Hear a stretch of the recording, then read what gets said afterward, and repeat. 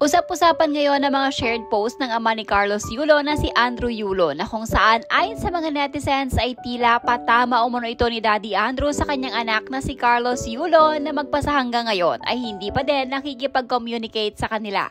Katulad na lamang ng paghanga ni Daddy Andrew sa bronze medalist na si Nesty na kung saan sinabi nitong ang mga nakukuha umano ni Nesty na incentives mula sa mga napanalunan niya ay ibinabahagi nito sa kanyang pamilya.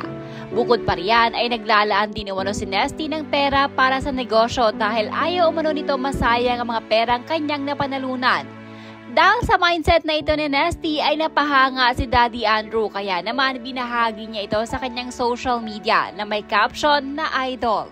Matapos nito ay may shared post din si Daddy Andrew na kung saan tinutukoy ang paglalarawan ng pagkakaiba ng pagmamahal ng ina at ama. Bahagi ng post ay mauunawaan lamang umano ng isang anak ang pagmamahal ng ama kung dumating na ang araw na ang anak naman ang maging ama. Ang ama din umano ay hindi napapalitan ng panahon. Samantala, kung si Daddy Andrew ay hindi pa nayayakap si Carlos Yulo matapos itong manalo at umuwi ng bansa, kabaliktaran naman ng pamilya ng girlfriend ni Carlos.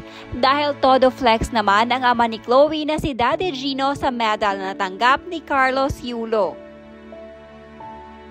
Narito naman ang iba't ibang komento ng mga netizen tungkol sa mga post ni Daddy Yulo. Tigilan na ang pagpaparinig, marami ang makikisawsaw at magbibigay ng opinyon. Ang iba ay kampi sa'yo, ang iba ay kampi sa anak mo. At doon maaari magkaroon ng misinterpretation or hindi pagkakaunawaan sa pagitan ninyo ng anak mo. Kung talagang matino kayong magulang, tigilan nyo na mga patama at sa halip aayusin ang problema ng pribado at hindi sa social media. Anak nyo nga hindi nagpo-post about sa problem nyo except sa TikTok video niya. Pero kayo pati ang lolo puro patama, lalo lang lalalim ang sama ng loob ng anak nyo. Toxic culture. It's not about kung parents ka or anak ka. The main key is respect. Mapaanak or magulang ka man. Kailangan ng respeto. Di porket ikaw ang nagluwal sa anak ninyo, wala ng karapatan ang anak to stand in their own. Guide them, but do not dominate them. I'm praying for the healing of your family at kung ano man po ang mga blessings na natatanggap niyo po ngayon, may isang tao sa likod niyan at yan po ay si Carlos. I-appreciate niyo po iyan. Sana someday makita ko kayo na mabuulit kasama ang mahal ng anak niyo. Huwag po basta maniwala sa opinion sa comsec ng SOCMED. The best po na gagawin niyo is to reconcile kasi anak niyo pa rin yun at pamilya niya po rin kayo.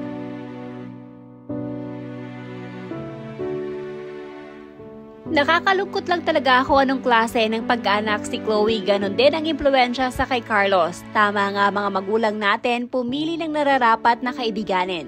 Dahil kung magnanakaw ang kakaibiganin mo, magnanakaw ka din. Kung gangster ang kakaibiganin mo, lapitin ka sa gulo at madadamay ka pa kapag may rambulan man o wala. Kung anong ginawa ni Chloe sa kanyang nanay sa abroad, iniwan, umuwi sa Aba na siyang sumira pamilya nila. Mas tinuring na tunay na ina ang stepmom niya. Gumawa ng boundaries para iwang pamilya. So ang ituturo mo sa mga youth ay mag-set ng boundaries tulad ng ginawa mo, Carlos.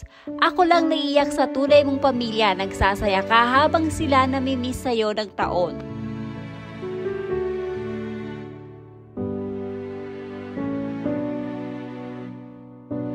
Sa mga pinupost nyo, pustahan, lalayo lang lalo ang loob ni Kaloy sa inyo. Kayo naman na unang sumira sa kanya sa social media. Ngayong nagpapahilom ang bata, hindi nyo matanggap. Hayaan nyo muna si Kaloy magpalamig, hindi kayo matitiis niyan.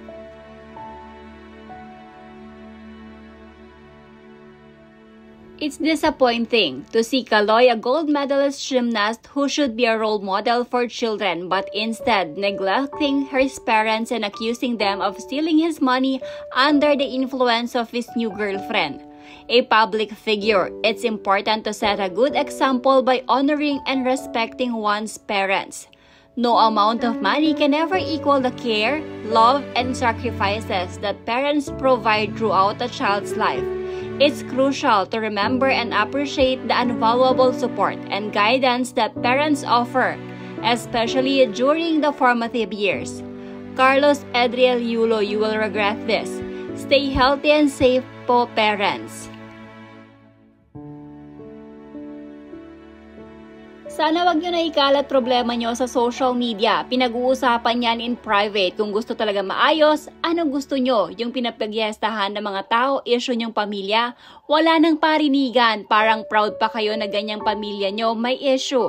Tingnan nyo yung mga bata, tahimik lang, walang post na kung ano-ano pagpaparinig. Sana ayusin nyo yan sa pribadong paraan kung gusto nyo talaga. Imbes na i-celebrate yung Olympic wins niya, mas nag-top yung issue nyong pamilya. How sad.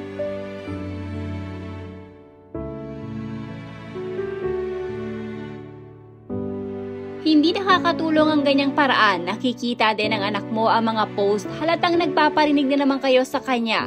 Sa ganyang paraan, mas lalong lalayo anak nyo sa inyo. May pride din yun, nasasaktan din at nahihiya lalo na sa mga taong mas nakakakilala sa inyo.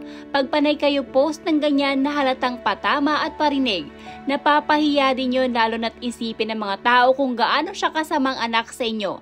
Bawat post nyo sumasabay mga bashers niya. Mas lalong kumakalat kung gaano siya kasama, kaya mas mabuting manahimik na lang at hayaan yung kusa siyang babalik sa inyo. Panahon na lang makakapaghilom ng sakit. Babalik pa din naman yon kasi kayo lang naman pamilya niya, namimiss din niya kayo, sigurado yan. Pero kung ganito ang post nyo, hindi talaga yan lalapit sa inyo kasi mas lalong kumakalat sa social media paano niya saktan kayong pamilya niya.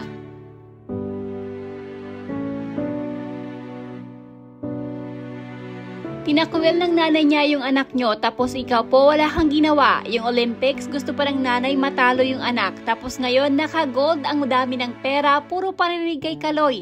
Hindi nyo man lang ba naisip anak nyo na binabash ng mga tao sa kakapost at parinig nyo? Hindi pa din po kayo ma-acknowledge sa media or even sa ibang tao kung hindi dahil kay Carlos winning. Tinolerate nyo pa asawa nyo na i-down si Carlos sa public, and what he get? Haters.